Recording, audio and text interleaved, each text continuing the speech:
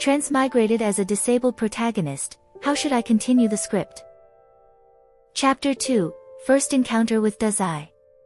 But just after leaving the village, Yakimaru ran into a tough opponent. He didn't feel pain, but with his heightened senses, he detected the false sensation of cutting from his sword. Immediately after, a heavy force beyond his limit bore down on him. He could only avoid the attack and use deflection techniques to prevent injury. At the same time, he noticed that the life flame in front of him moved at an incredible speed. The red glow around the flame was burning fiercely, enveloping the surroundings and, for the first time, overshadowing the other colors. It was a kind of deep red, yet pure power. Not good, this demonic power was beyond his expectations. It would be safer to retreat and come back later. In midair, Yakimaru twisted, retrieving his arm and reattaching it to its original position. With a burst of immense strength, after failing several attacks in a row, he began to retreat, no longer intending to engage in a prolonged fight with his opponent. Harukawa, furious and in pursuit, shouted, "Do you think you can escape?" He transformed into a red glow, rapidly speeding after him. Although the way his opponent concealed weapons shocked the young boy, the Sheep King had to protect his comrades and couldn't allow a hostile youth to easily escape from his sight. This chase lasted through half of Suribachi. Yakimaru, unfamiliar with the streets, adapted quickly to the complex environment. Turning left and right, and relying on his finely honed sixth sense, within less than half an hour, he managed to shake off the color-shifting demon god, disappearing into the chaotic alleyways. A few minutes later, Harukawa arrived at this place, looking furious as he grabbed a nearby passerby and demanded, "Where did that little brat go?" I don't know. It looked like he crawled out through that hole in the wall. Take me there." Following the person, Harukawa was left exasperated as he looked at the size of the hole in the wall. He measured himself against it, realizing that unless he broke down the wall, there was no way he'd fit through. This was the problem with Suribachi Street. Its buildings were constructed in a chaotic, disorderly fashion, making it too easy for someone to escape. Wait, how did that kid, who was taller than him, manage to crawl through? Harukawa was confused for a second. The answer was, Yakimaru's limbs were detachable and replaceable. As long as his head could get through, the rest of his body didn't matter. Leaving the central area of Suribachi Street, Yakimaru's clothes were once again covered in dirt, making him indistinguishable from the residents of Suribachi. This place was originally a slum in Yokohama, established in the post-war period of Japan, occupying a massive crater of destruction, and had become the least desirable place for Yokohama's citizens to enter. He lifted his arm and patted the dust off his hair, thinking to himself, an unsuccessful start. He had lost the warrior sword Jukai had given him and nearly damaged his prosthetic limbs. It became clear that the power of the demon gods was on a completely different level from the usual evil entities. He had underestimated their strength. Thinking about how there were 12 such demon gods, Yakimaru couldn't help but feel a sense of heaviness. The mission was serious, not something to be taken lightly. The black-haired boy, under the indifferent stares of those around him, stares that could hardly be called friendly, gazed blankly at his surroundings. His lifeless eyes found a direction, and he started climbing the steps, intent on finding the next evil entity that would be easier to deal with. After searching for a whole day, it seemed as though the evil entities had temporarily hidden themselves, as Yakimaru couldn't find a single one. Having lost his sense of direction back home, he wandered around the outskirts of Suribachi, avoiding humans. He resorted to living as if he were out in the wild, continuing his search for fish in the river. A calico cat, which had followed him without him noticing, sat behind Yakimaru, its round eyes fixed on him. Yakimaru used his sword arm to spear a fish, then took a sip of the murky river water, his lower body soaked as he climbed onto the shore. For once, he reacted slightly to something nearby, gazing toward the calico cat sitting on the trash can lid. The cat meowed at him, seemingly attracted by the fresh fish. After 3 seconds, Yakimaru, seeing no issue, shifted his gaze away. Although that small, white life flame resembled that of a human. Humans weren't typically that short, unless it was a child. But a child couldn't have followed him this whole time, so it must be the pure soul of a small animal. Rabbits or things like that? Those animals were too much trouble to eat. You had to remove the fur and bones. In the end, eating fish was still more convenient. Yakimaru sat far from the water, not bothering to light a fire. He pushed his mask up to the side and simply swallowed the fish whole. Thus, his meal was finished. The calico cat suddenly widened its eyes, its fur standing on end, as if it had been startled. Seeing that Yakimaru had no reaction, the calico cat gradually relaxed its tense body, its whiskers twitching. Its bright, alert eyes narrowed into vertical slits in the night. It jumped down from the trash can that no one wanted to approach, trotted a bit, and quickly caught up to Yakimaru, walking alongside him like a small tail following his shadow. Yakimaru searched for a place to spend the night. His need for sleep was minimal, any place that could block the wind and rain would do. It was a dreamless night. The black-haired boy squatted down, burying his face in his knees to sleep. His dull, gray clothing made even pickpockets take a wide detour. Even Yokohama's street urchins rarely wore such a patchwork of fabric scraps held together by a single rope. Although the cloth covered most of his body, it made him appear extremely destitute and hopeless. After all, this was someone who couldn't even afford bandages, using white fabric to wrap his ankles and wrists. In the early morning, the calico cat, having found a more comfortable spot nearby, woke up, stretching its body. The cracking sounds of its bones echoed, making the cat's face show an expression somewhere between discomfort and relaxation. The cat moved gracefully and silently in front of the black-haired boy, its noiseless steps waking Yakimaru. Yakimaru looked at it. Then, he remained in his position, leaning on his knees, his eyes unfocused, simply staring at the calico cat. The cat had initially been prepared to dodge, not wanting to be petted, but seeing that he wasn't moving at all, it became bolder. It cautiously reached out with its white paw and touched Yakimaru's leg. Yakimaru didn't react. The cat then tried again, this time tapping Yakimaru's arm. Yakimaru grabbed its paw and gently let it go, disliking his weapons being touched on by a small animal. The calico cat retracted its paw, reflexively licking the fur on the back of it as if in thought. It paced back and forth in front of Yakimaru, its long tail swaying in soft curves, tempting someone to pet it. However, Yakimaru couldn't see exactly what it was doing, only sensing the small life flame swaying in front of him, confused. What a beautiful flame! Yakimaru had rarely seen such a small, yet so pure, flame. It was, in fact, purer than many of the human souls in this wretched time, and it carried no malicious intent. He felt a quiet satisfaction seeing this beautiful and harmless life force appear before him and, as usual, silently observed it. Keep surviving. Don't let this world destroy you. I will surely slay the demon gods and restore order to this world.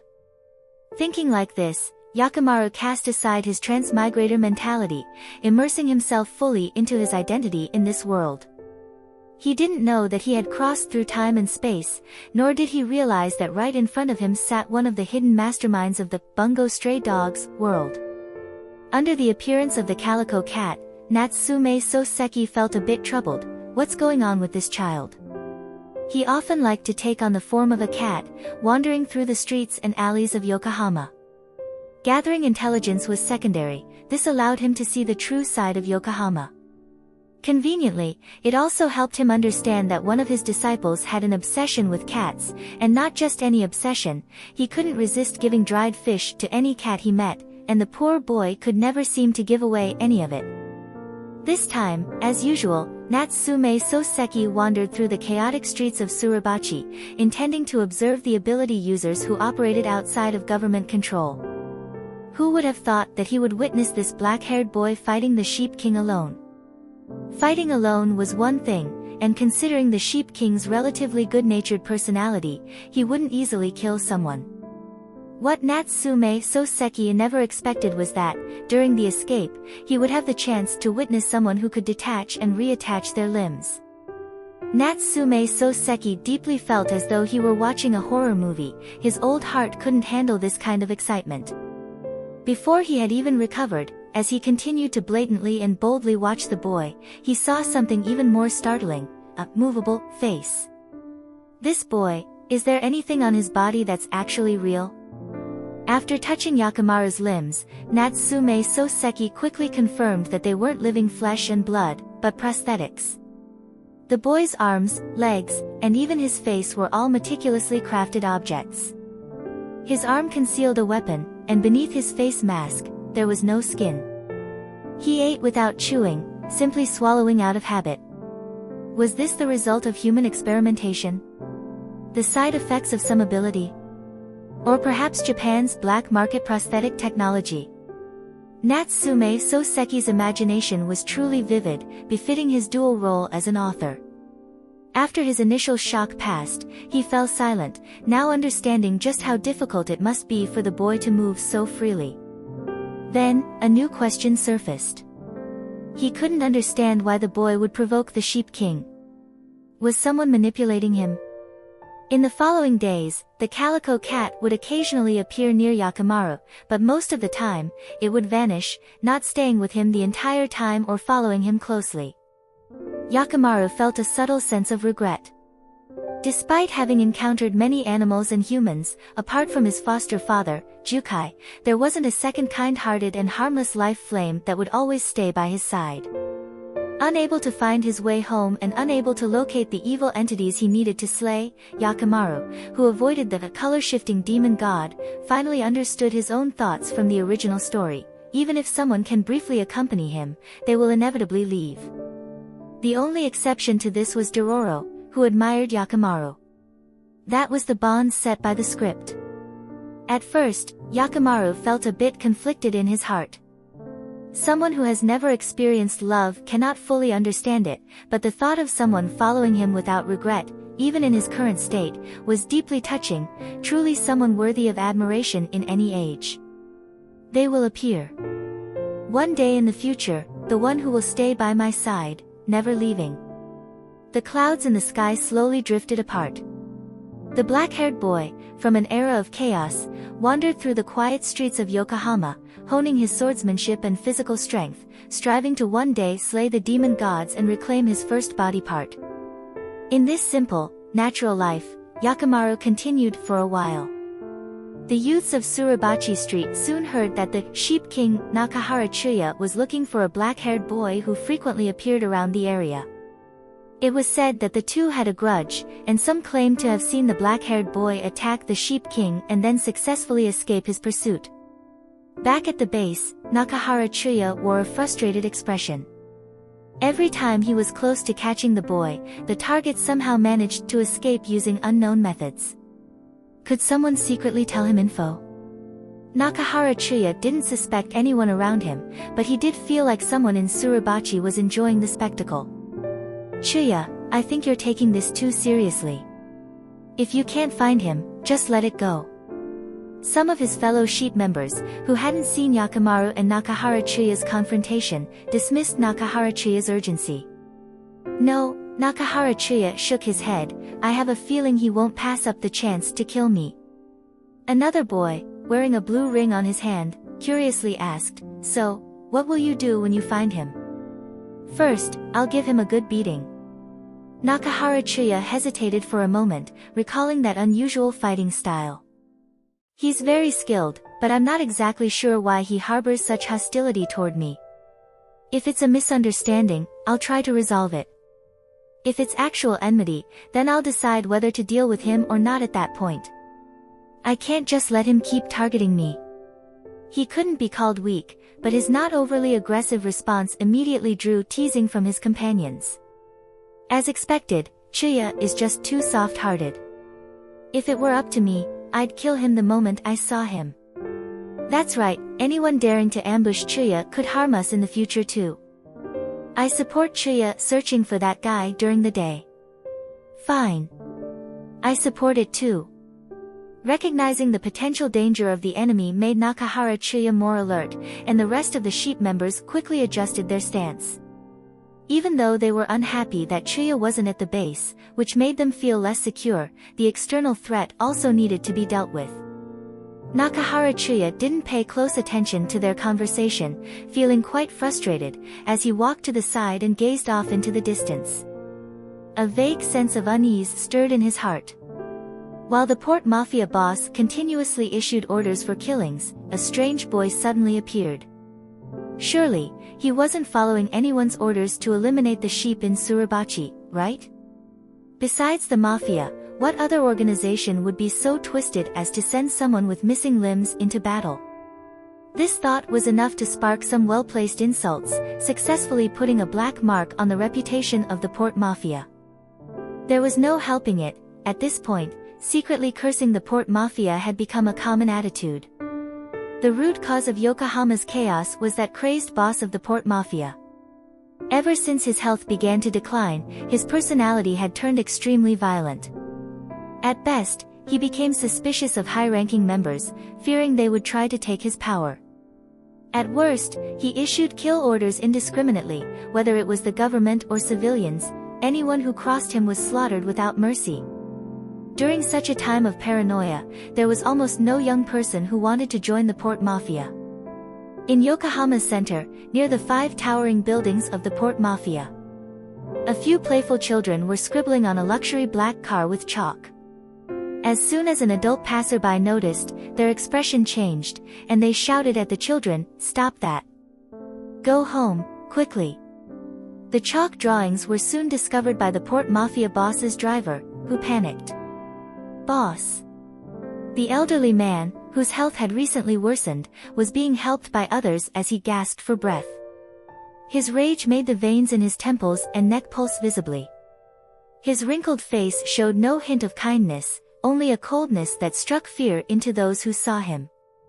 "Do you really need to consult me for such a trivial matter?" the elderly man rasped, his voice hoarse and aged.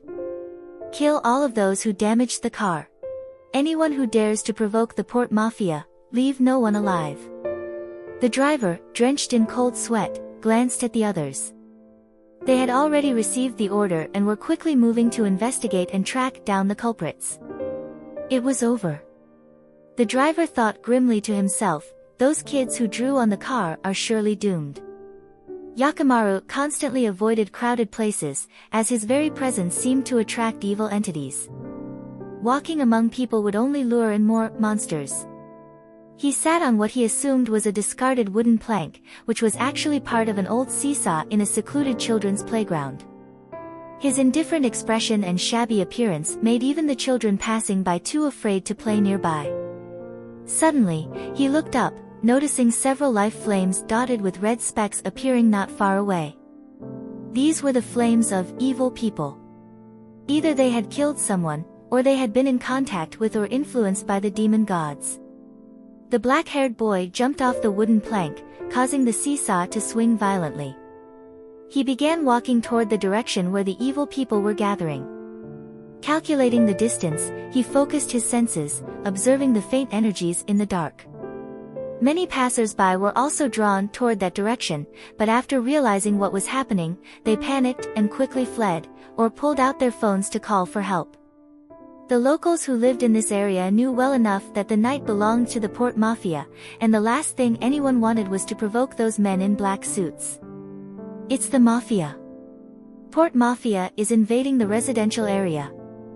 As the cries of frightened residents echoed outside the building, Yakimaru paused below, looking up in slight confusion.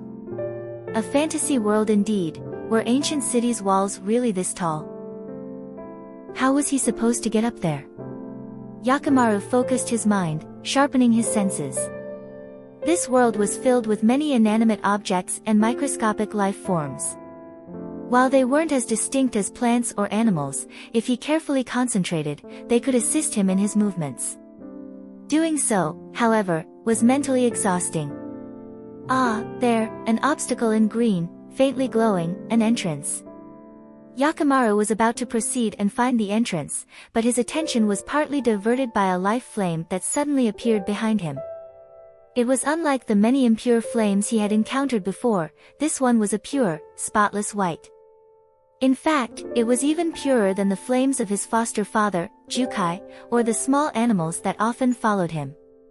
This was the flame of someone who had never killed, never been tainted by crime, and only a soul that retained such purity could possess this color. Like that of a child. No, the life flame was slightly taller than that of a child. Yakimaru gazed through the complex material world, seeing straight into the essence of souls. This ability, the soul sight, was something he honed after his transmigration and rebirth. In a low magic world, only ancient sages or monks could possess such power. But in the world of Dororo, he was the gifted protagonist, destined to slay the demon gods and restore the world, once invaded by these demons, back into human hands. In this moment, a quiet sense of anticipation blossomed in Yakimaru's heart. The person was approaching him. They stopped just outside the safe range, 3 steps away. Unable to hear any sound or clearly see the person, Yakimaru simply focused on determining whether this pure life flame belonged to someone significant to the storyline. In his journey through the world, he had occasionally come across white flames symbolizing purity, but aside from his foster father Jukai, no other pure white flame had ever stayed by his side for long. Yakimaru remained silent for a moment, suppressing his thoughts. He chose, like the puppet he was in the original story, to swiftly move on and focus on his own mission. Unable to find any evil entities, Yakimaru decided to drive away the wrongdoers instead. Who's there? Standing on the edge of danger, the owner of the life flame, who had called out but received no response, felt displeased. His hawk-like eyes briefly glimmered with a sharp light. He watched as the other person, without hesitation, stepped into an area surrounded by the mafia. Is this righteousness? In this city, teetering on the edge of chaos and decay, could an anti-mafia hero really emerge? Initially believing that darkness was more interesting and that light was beyond saving, Dazai Osamu raised his head, listening to the gunshots above. His relatively young face bore a depth of thought and confusion far beyond his years. He couldn't comprehend the other person's actions. The Port Mafia's influence was immense here, and saving those people would be pointless.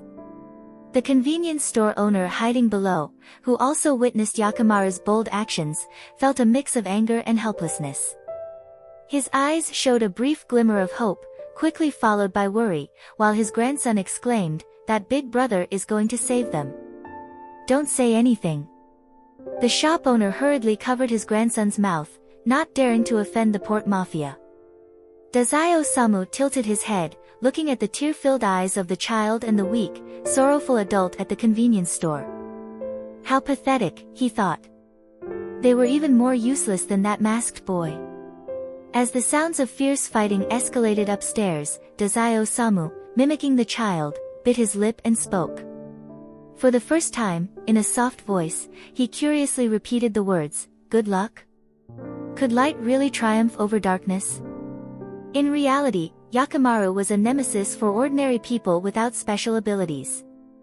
His heightened sixth sense warned him of danger, allowing him to enter a martial arts state of awareness, as long as he didn't encounter opponents with speed or agility beyond his expectations. In the original story, Yakimaru was weakened at first, not because his combat strength was lacking, but because he struggled to adapt to reabsorbing his body parts, which left him temporarily vulnerable to external influences. At this moment, however, Yakimaru hadn't encountered such issues. At 14, he possessed the instinctive fighting abilities of a wild animal. A bullet that doesn't hit its target is worthless. Yakimaru, unable to even see the bullets or the guns, effortlessly dodged the danger and struck down the mafia members with ease. His true face remained hidden behind the mask of calm indifference, like someone devoid of emotion or compassion. It didn't take long for Yakimaru to knock unconscious everyone who attacked him or attempted to flee. To the parents lying on the ground, shielding their child, the black-haired boy who charged in and fought was incredibly powerful, his movements swift and precise, striking down opponents as if it were a matter of life and death. Without wasting a word after dealing with the mafia members, he simply leaped out of the window, using a vantage point to jump down from the 5th floor with ease. Immediately after, the black-haired boy dashed off in another direction, as fast as lightning, his senses focused on the world around him. Nearby, a similar situation unfolds. Half an hour later, after rescuing 2 families, Yakimaru played the role of an anonymous hero. He didn't ask for a reward, nor did he leave his name before departing. Unlike the simple people of ancient times, he understood the importance of self-reliance. He could resolve the immediate danger, but he couldn't solve others' lifelong troubles. People must strive for themselves. As dusk fell, night once again descended. The Port Mafia's anger was another matter entirely. Yakimaru walked along the riverbank, his straw sandals squelching in the wet mud. His body remained unharmed, a stark contrast to the struggles he faced when dealing with the demon gods. Dazai Osamu followed closely behind, sharing the intelligence he had gathered. I did some investigating and found that the 2 families you saved had something in common. Their children had, while playing with friends, boldly scribbled graffiti on the private car of the Port Mafia boss. If you hadn't intervened, they would have met the same fate as that 3rd family, who were all killed. I wonder if you'll regret it, saving nothing but reckless children. Their parents may not always be grateful to you, and they might even let slip your involvement. This could lead the Port Mafia to believe you're provoking Yokohama's Dragon's Head organization. This means that after today, you'll be on the Port Mafia's hit list. If you don't want to be hunted like a dog by the Port Mafia, you'll either have to join a powerful faction, or join the Port Mafia itself. With your combat skills, the Port Mafia boss might not be so forgiving toward you. However, the most likely possibility is. Dazai Osamu's expression took on a dark, sinister tone, his voice lively as he said, "The people you saved will still die. Wasted effort, risking your own life." How would this person react once they understood that? Ahead, Yakimaru continued walking without pause, not even breaking his stride or heartbeat. The reason was simple. Do you expect a blind and deaf person to listen to someone talking behind them? Dazai Osamu's face fell in disappointment. Not a single reaction. How frustrating. Dazai Osamu, compared to Yakimaru, was a bit shorter. Frustrated, he moved closer to inspect Yakimaru's ears. Suddenly, his gaze froze. It was late April, during the cold spring period, with a significant difference in temperature between day and night. Most of Yakimaru's skin was covered in bandages, but under his black hair, his ears were still snow-white, matching the pale complexion of his face. There wasn't a trace of living color. Upon closer inspection, Dazai noticed that both ears lacked the usual softness they should have. Dazai Osamu moved even closer, maintaining just enough distance, curious to observe these strange ears. Yakimaru stopped, a question forming in his mind. He didn't understand why this life flame had suddenly come so close to him, when it had always kept its distance before. Dazai Osamu grabbed Yakimaru's ear, and with a careless tug, it came off. Now face to face with Yakimaru, who was missing an ear, Dazai found himself being, intensely, stared at by Yakimaru, though it was hard to tell how real the expression was. Dazai Osamu. Awkward silence. Thick-skinned, Dazai quickly reattached the ear, saying, "It was too loose, let me press it down for you." Taking the opportunity, his fingers brushed against Yakimaru's face. The cold mask lacked the warmth of a human body, but the skin beneath the ear had a living person's warmth. The fit between the mask and the skin was remarkably seamless. After reattaching both ears, Yakimaru calmly pressed them down without any fuss and continued his search for a clean water source. Dazai Osamu, momentarily distracted, kicked at the sand as he pondered whether to take advantage of the Port Mafia's impending search for Yakimaru and infiltrate the organization. The Port Mafia was undoubtedly dangerous right now, but his ability was enough to keep him safe. As for Yakimaru, to put it bluntly, he didn't even have real ears. If he had any sense, joining the Port Mafia might be his best chance for survival. What exactly are you trying to do here? Dazai Osamu realized he had followed Yakamaru for so long, only to end up in a desolate place without a single light in sight. For once, he felt a hint of doubt about his own judgment. What was the other person trying to do? Today had been full of unexpected events, and Dazai's curiosity about Yokohama had only grown. Nowhere else seemed as interesting as this place. Relying on the fact that Yakamaru couldn't hear him, he intentionally said, "Are you planning to reveal your true face and kill me?" "Makes sense. Once I'm dead, no one will know your whereabouts, and you could escape Yokohama by morning." Yakamaru had no idea the person beside him was muttering endlessly. He squatted down, lifted some river water, and was about to drink it. Dazai Osamu, disgusted, remarked, "Are you really going to drink such dirty water? Do you actually trust Japan's rivers?" Dazai Osamu instantly stopped talking. It was simple. Beneath Yakamaru's mask, there wasn't even skin on his mouth. Grotesque veins and flesh stretched across his bones, and his gleaming white teeth were exposed. The way he drank was by tilting his head back, not lowering it to sip. When his mouth opened, even his tongue was missing. The difference between Yakamaru's usual refined face and this horrifying sight was staggering. Dazai Osamu steadied his breath, suppressing the slight tremor. Not only did he not step away, but he even turned to watch him closely. However, Yakamaru didn't give him much time to observe further. He quickly reattached the mask, covering his jaw, and returned to his usual handsome appearance. Yakamaru quietly waited for Dazai to leave. Anyone seeing his real face for the first time would normally be terrified by such an inhuman appearance. Except for Jukai. Perhaps, in the future, there will be one more, Dororo. At the upper reaches of the Tsurumi River, in a quiet, unnoticed spot by the riverbank, a black-haired boy squatted on the ground. Another boy, even younger than him, bent over and, after some thought, spoke brutally honest words. "Your face is really ugly. But still."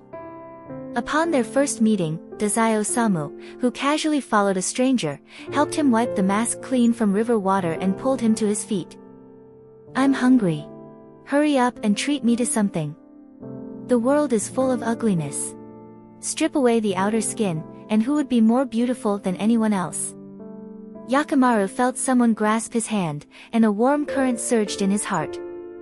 He suddenly had a strong desire to know what the other person was saying. In the darkness of his world, only this pure, flawless soul flame radiated light, illuminating even the lakes and ponds around him. "Who are you? Are you the Dororo I've been searching for?" He wasn't sure, but he knew that if he had lips, he would be smiling right now. "Hello, I am Yakamaru. A person mistreated by the malice of the world, who in the future would strive to treat the world kindly. Thank you for coming into my life." Chapter 2 End.